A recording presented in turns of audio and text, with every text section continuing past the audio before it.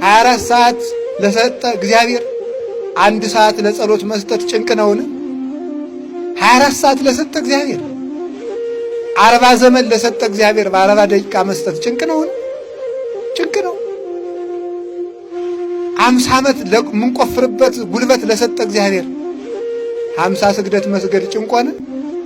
የኛ ነገር እኮ ይሄ ነው የማንሰጠው ማለት ነው።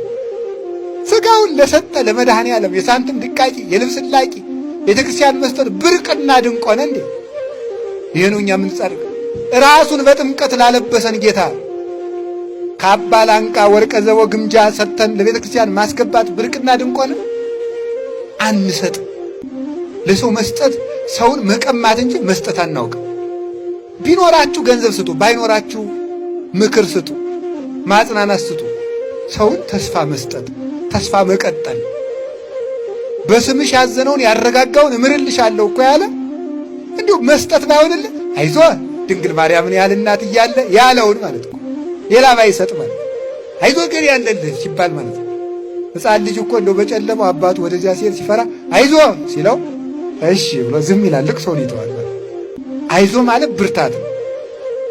ቃል ይሰብራል፣ ቃል ይጠግናል። ገንዘብ ባንሰጥ ቃል መስጠት ሊያቅተን አይገባም። ሰውን አይዞህ ማለት